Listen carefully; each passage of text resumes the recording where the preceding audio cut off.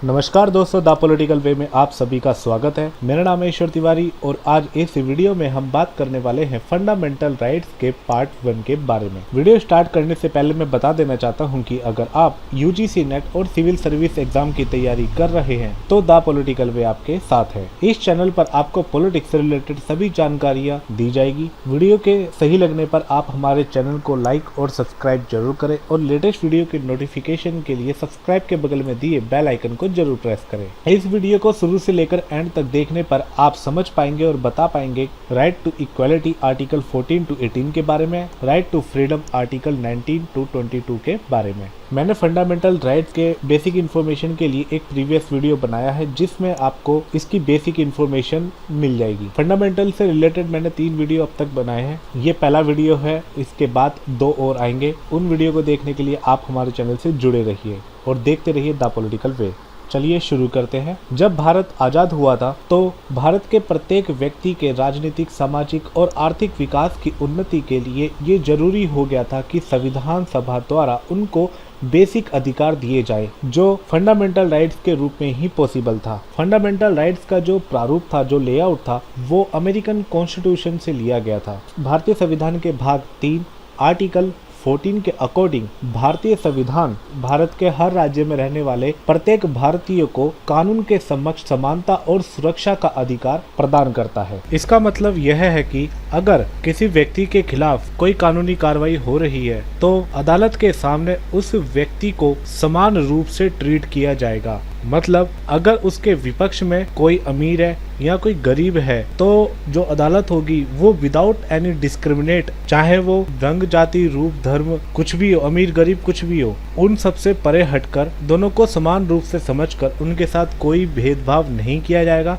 उनके साथ कानूनी तौर पर इक्वल ट्रीटमेंट किया जाएगा और समझा जाएगा। दोनों को समान अवसर दिए जाएंगे अपने पक्ष को साबित करने के लिए। इसलिए यह आर्टिकल भारत के प्रत्येक नागरिक को कानून के समक्ष समान रूप से समानता का अधिकार प्रदान करता है। लेकिन इसके कुछ क्लोज हैं जिसको समझना भी बहुत जरूरी है, क्योंकि हर व्यक्ति समानता को इक्वल एस्पेक्ट में समझने की कोशिश करता है, लेकिन इसकी जो सर्कमटेंसेस है वो अलग अलग सर्कमटेंसेस पर डिपेंड करती है। जैसे अगर मैं प्रेसिडेंट और गवर्नर की बात करूं तो जब तक वो अपने पद पर कार्यरत हैं तब तक उनके खिलाफ भारत के किसी भी कोर्ट में उनके खिलाफ रिट पिटीशन दायर नहीं की जा सकती, यहाँ तक कि वो किसी भी कोर्ट में अपने कार्यों के लिए आंसरेबल नहीं है। इसी के दौरान अगर वो अपने कार्यों का निर्वहन कर रहे हैं तो उनके खिलाफ क्रिमिनल, सिविल से जुड़ी हुई कोई सी भी रिट पिटीशन उनके खिलाफ दायर नहीं की जा सकती। ये जो बेसिकली अधिकार है वो इम्पीचमेंट से अलग है और इम्पीचमेंट का जो दायरा है वो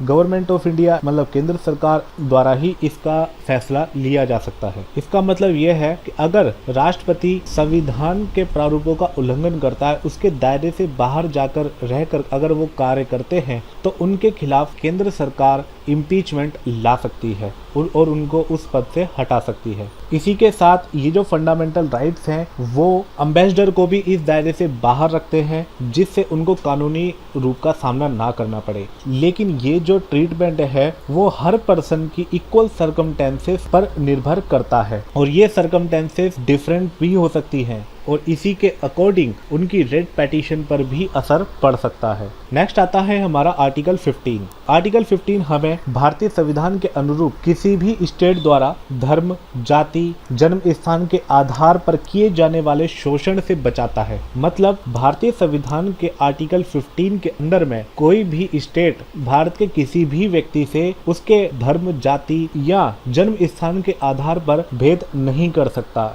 ये टोटली इलीगल है, प्रोहिबिटेड है, जिसको आर्टिकल 32 और आर्टिकल 226 के अंतर्गत सुप्रीम कोर्ट और उस स्टेट के हाई कोर्ट में चैलेंज किया जा सकता है। इसी के साथ इसमें एक क्लॉज ये जुड़ता है कि अगर राज्य की सहायता से कोई पब्लिक प्रॉपर्टी खड़ी होती है या कोई प्राइवेट प्रॉपर्टी है जो जनरल पब्लिक के लिए यूजेबल है तो वहां पर भी धर्म, जाति, लिंग या जन्म स्थान के आधार पर भेदभाव नहीं किया जा सकता। यहाँ तक कि इन्हीं कारणों के आधार पर उन्हें रेस्टोरेंट, होटल्स, एंटरटेनमेंट की जगह, यहाँ तक कि नहाने वाले घाट, road, public place, public resort जो पूरी तरह से जनरल पब्लिक के लिए यूजेबल होते हैं, पर भी इन कारणों के आधार पर भेदभाव नहीं किया जा सकता। लेकिन अगर आपने कभी एक बात नोट करी होगी कि कहीं कहीं पर महिलाओं को, बच्चों को और बैकवर्ड क्लासेस को अलग से राइट दिए जाते हैं। वो इसलिए किए जाते हैं क्योंकि आर्टिकल 15 में ये बताया गया है कि राज्य की सरकार चाहे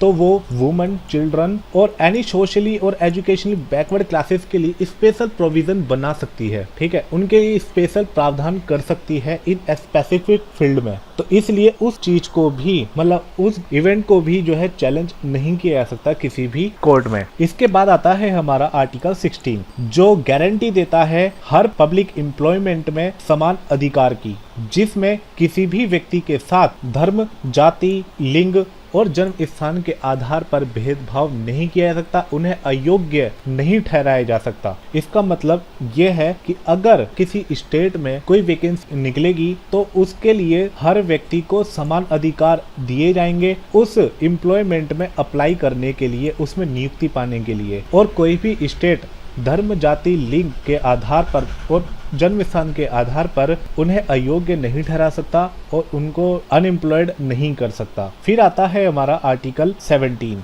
जो एंश्योर करता है कि भारत के हर राज्य से अनटचेबिलिटी को समाप्त कर दिया गया है। ये जो अनटचेबिलिटी वर्ड है ये बेसिकली एक एज्यूम वर्ड है, इसका कॉन्स्टिट्यूशन में कोई स्पेसिफिक मीनिंग दर्ज नहीं किया गया है। पहले भारत में घटने वाली घटनाओं में ये देखा जाता था कि गांव और देहात स्तर पर कोई अगर किसी व्यक्ति को ऐसी बीमारी हो जाती थी जो किसी व्यक्ति के समझ से बाहर होती थी, जैसे कोढ़, टीबी या अलग से कोई फ्लू, तो उन लोगों को अछूत मान लिया जाता था। इसलिए उन व्यक्तियों को समाज से बहिष्कृत कर दिया जाता था, उनको दूर रखा जाता था, उनके साथ डिस्क्रिमिनेट व्यवहार किया जाता था। तो इसी प्रथा को खत्म करने के लिए और इसी डिस्क्रिमिनेशन से बचाने के लिए आर्टिकल 17 में अनटचेबिलिटी को टोटली अबोलिश मतलब खत्म कर दिया गया। इसके बाद आता है हमारा आर्टिकल 18 जो एंश्योर करता है कि भारत में जो टाइटल व्यवस्था है उसको खत्म कर दिया जाए। टाइटल को बेसिकली हिंदी में बोलते हैं किसी को कोई उपाधि दे देना। भारत में ये उपाधि व्यवस्था,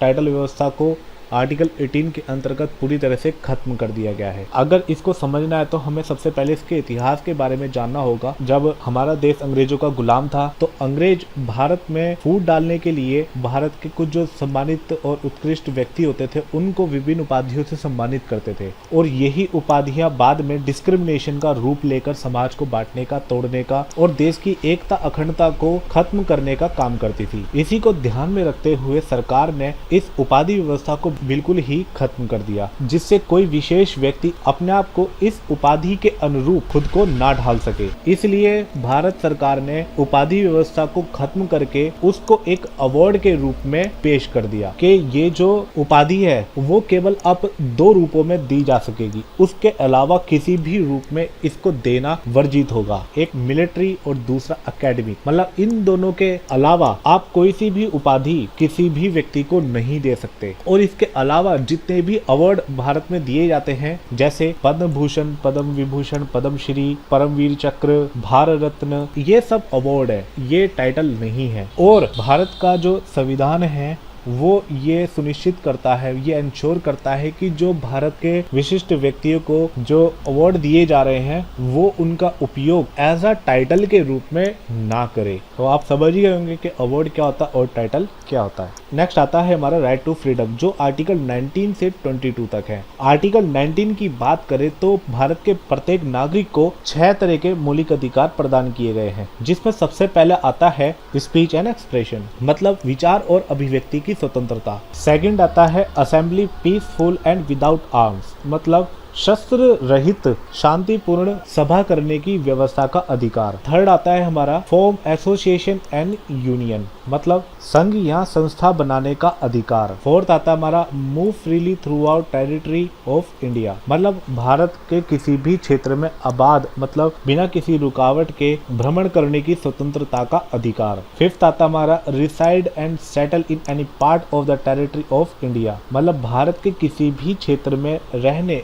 या बसने की स्वतंत्रता का अधिकार। सिक्स्थ है हमारा practice any profession or to carry any occupation trade or business, मतलब किसी भी कार्य व्यवसाय को करने की स्वतंत्रता का अधिकार या किसी व्यवसाय या कार्य को अपनाने का अधिकार। लेकिन इसमें भी कुछ रेस्ट्रिक्शन है जिसको आप ऐसे समझ सकते हैं कि ये जितने भी 6 के 6 अधिकार हैं ये व्यक्ति को केवल तभी मिलेंगे या तभी उनके लिए वैल्यूएबल हैं जो वो देश की एकता अखंडता को हानि पहुंचाए बिना व्यक्ति और समाज के हित में हो। अगर सरकार द्वारा यह तय किया जाता है कि इससे या इन अधिकारों से या इन अधिकारों का प्रयोग करने से किसी व्यक्ति द्वारा देश की एकता अखंडता को चोट पहुंचा रहा है, उन्हें तोड़ने का काम कर रहा है, समाज में अस्थिरता फैलाने का काम कर रहा है, तो उसके इन मौलिक अधिकारों को सरकार बैन कर सकती है। इन्हीं अधिकारों के बारे में अगर बात करें तो अगर हमारी right to speech and expression अगर समाज में असमानता फैला रही है या किसी व्यक्ति विशेष की भावना को भड़का रही है, देश की एकता अखंडता को प्रभावित कर रही है, तो ये कम्प्लीटली रेस्ट्रिक्टेड हो जाएगी। ऐसे ही जो हमारा एसोसिएशन है जो हम विदाउट आर्म्स कर रहे हैं या उस सम्मेलन से सरकार को महसूस होता है कि इससे कम्युनल राइट्स बढ़ सकते हैं या राज्य शहर में मतलब अस्थिरता का माहौल पनप सकता है, तो उन पर भी सरकार बैन लगा सकती है। ऐसा कोई संघ या समिति जो देश के हित में काम नहीं कर रहे हैं और देश के हितों को प्रभावित कर रहे हैं तो उन पर भी सरकार बैन लगा सकती है। सरकार या स्टेट पब्लिक के इंटरेस्ट में या उनके जो शेड्यूल्ड ट्राइब की जो क्लास होती है, अधिकार है, उनके हित है, उनको संरक्षित करने के लिए किसी भी व्यक्ति के कहीं भी बसने की जो स्वतंत्रता का अधिकार है उस पर भी बैन लगा सकती है। दूसरी तरफ आता है हमारा प्रैक्टिस एनी प्रोफेशन, मतलब जो इसमें जो अधिकार दिया गया है, जैसे कोई भी व्यक्ति किसी भी प्रोफेशन को अपना सकता है, तो ये बिल्कुल सही है। लेकिन इसमें भी क्लोज है कि जो व्यक्ति अपना प्रोफेशन अपनाएगा तो उसको अपने कार्य में एटलीस्ट प्रोफेशनल तो होना ही चाहिए। मतलब अगर कोई व्यक्ति बिजनेस कर रहा है उसको तो पूर्ण स्वतंत्रता है कि बिजनेस करे, लेकिन उसके पास उस प्रोफेशन की पूरी जानकारी होनी जरूरी है, उसके पास उसकी योग्यता होना बहुत ही ज्यादा जरूरी है। इसके बाद अगर हम बात करें भारत में मीडिया की, तो भारत के संविधान में मीडिया को लेकर जो प्रावधान है वो अंडर आर्टिकल 19 के अंदर में दिया गया है, जिसमें राइट टू फ्रीडम और एक्सप्रेशन के अंतर्गत ही मीडिया को अपनी बात रखने, पूछने और कहने का अधिकार उनको दिया गया है। इसीलिए कभी आपने देखा होगा कि भारत के किसी क्षेत्र में अगर कम्युनल राइट हो जाते हैं या वहाँ पे कोई आतंकवादी हमला हो जाता है तो वहाँ की जो इंटरनेट सेवाएं है या मीडिया है उन पर जो है प्रतिबंध लगा दिया जाता है, उनको एंट्री नहीं दी जाती, उनको अलाउड नहीं करा जाता। तो ये क्लॉज इसी के अंडर में ही काम करता है। अगर आपके एग्जाम में क्वेश्चन आए कि मीडिया जो है भारत के संविधान के कौन से आर्टिकल के अंडर में काम करता है, तो उसका आंसर है अंडर आर्टिकल 19 के बारे में, क्योंकि मीडिया भी क्या करता है, वो अपनी बात को बोलता है और समझाता है, बस उसके दो ही काम होते हैं, स्पीच एंड एक्सप्रेशन, और वो हमारे अंडर आर्टिकल 19 में है। नेक्स्ट आता है हमारा आर्टिकल 20 जो भारतीय संविधान के अनुरूप यह अधिकार देता है कि कोई भी व्यक्ति जिसके खिलाफ कानूनी कार्रवाई की जा रही है वो अपने खिलाफ खुद गवाही नहीं दे सकता, और अगर किसी व्यक्ति को सजा मिल गई है किसी स्पेसिफिक केस में तो उसी व्यक्ति को सेम केस के लिए दोबारा पनिशमेंट नहीं दी जा सकती। इसके ऊपर कई मूवियां भी बन चुकी है जैसे अंधा कानून वगैरह। नेक्स्ट आता है हमारा आर्टिकल 21A जो व्यवस्था करता है कि भारत के जो 6 से 14 वर्ष के बच्चे हैं उनको फ्री एंड कंपलसरी एजुकेशन की व्यवस्था सुनिश्चित करता है। ये जो बेसिकली अधिकार था वो 86 कॉन्स्टिट्यूशनल अमेंडमेंट एक्ट 2002 में जोड़ा गया था। इसके बाद आता है हमारा आर्टिकल 21। ये आर्टिकल बहुत ही ज्यादा इम्पोर्टेंट है क्योंकि इसमें ये प्रावधान किया गया है कि बंदी बनाए गए किसी भी व्यक्ति के साथ उसकी पर्सनल लिबर्टी और उसकी पर्सनल लाइफ को हार्म नहीं किया जा सकता और उससे वंचित भी नहीं किया जा सकता। मतलब यदि किसी व्यक्ति को कानून द्वारा सजा दी गई है तो उस व्यक्ति की जो पर्सनल लाइफ होगी और उसकी जो स्वतंत्रता होगी उससे कानून उसे वंचित नहीं कर सकता। इसीलिए इमरजेंसी के टाइम में भी आर्टिकल 20 और 21 को रिमेन रखा जाता है, इन पर रेस्ट्रिक्शन नहीं लगाई जाती। अगर हम अमेरिका और इंग्लैंड की बात करें तो यहाँ पर क्लॉज अलग अलग देखने को मिलते हैं। अगर मैं अमेरिका की बात करूँ तो अमेरिकन असेंबली अगर कोई ऐसा क्लॉज पास करती है जिससे किसी व्यक्ति के पर्सनल लाइफ और पर्सनल लिबर्टी हार्म होती है, उन पर रेस्ट्रिक्शन लगती है, तो वहाँ की जो अदालत है, वहाँ की जो सुप्रीम कोर्ट है, उस क्लोज को अनकॉन्स्टिट्यूशनल डिक्लेयर कर देती है, जिससे उस व्यक्ति के जो अधिकार है जिससे वो वंचित हो रहा है उससे बचाया जा सके। लेकिन ये देखना अदालत का काम है कि जो रेस्ट्रिक्शन लगाई जा रही है वो अनरीजनेबल हो, अनफेयरनेस हो। लेकिन इंग्लैंड के कानून में जो ज्यादातर जो शक्ति है वो वहाँ की पार्लियामेंट को दी गई है। इसका मतलब यह है कि वहाँ की जो पार्लियामेंट है अगर वो ऐसा कोई कानून बनाती है जिससे किसी व्यक्ति की पर्सनल लाइफ और लिबर्टी रेस्ट्रिक्ट होती है, उन पर प्रतिबंध लगता है, तो वहाँ की अदालत को यह अधिकार नहीं है कि वो पार्लियामेंट द्वारा पारित किए गए किसी भी कानून को अनकॉन्स्टिट्यूशनल डिक्लेयर कर सके। इसलिए हमारा जो संविधान है वो इन दोनों का मिला हुआ रूप है, क्योंकि व्यक्ति हित की बात आती है तो सुप्रीम कोर्ट अपर हो जाता है,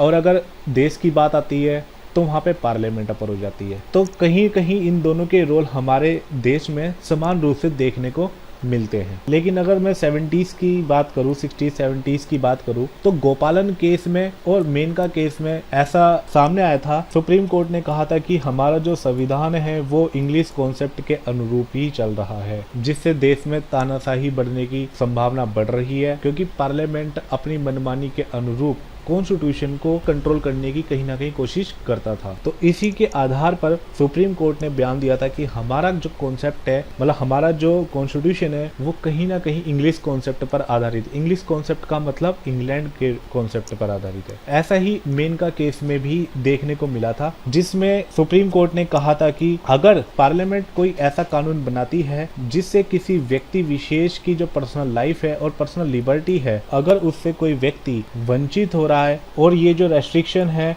वो अनफेयर है, अनरीजनेबल है, तो ऐसे लॉ कानून के रूप में इनवैलिड होंगे, जो कानूनी रूप से प्रकृति के नियमों के विरुद्ध ही होंगे। अब आप समझ ही गए होंगे आर्टिकल 21 की कितनी इंपॉर्टेंस है हमारे संविधान में। नेक्स्ट आता है हमारा आर्टिकल 22। इसमें ये प्रावधान किया गया है कि किसी भी व्यक्ति को बिना कोई कारण बताए अरेस्ट नहीं किया जा सकता, उसे कस्टडी में नहीं लिया जा सकता, और अगर किसी व्यक्ति को बंदी बनाया जाता है बिना कारण बताए तो उसको विदिन 24 आवर्स नियरेस्ट के जो मजिस्ट्रेट होंगे उनके सामने उनको पेश करना होगा, और बंदी बनाए गए कारणों को मजिस्ट्रेट को बताना होगा। अगर मजिस्ट्रेट ये महसूस करता है या ये मानता है कि जो व्यक्ति पर आरोप लगाए गए हैं वो बेबुनियाद निराधार हैं, तो उस व्यक्ति को रिलीफ कर दिया जाता है। ये बेसिकली क्रिमिनल केस में जारी नहीं किया जा सकता। और इसमें दो क्लोज ये भी है कि अगर डिटेन करा हुआ व्यक्ति आतंकवादी है या हमारे दुश्मन देश का है, जिससे हमारे देश की स्वतंत्रता, सामाजिक एकता को नुकसान पहुंचेगा, तो उसके खिलाफ आर्टिकल 22 लागू नहीं होता, लेकिन उसको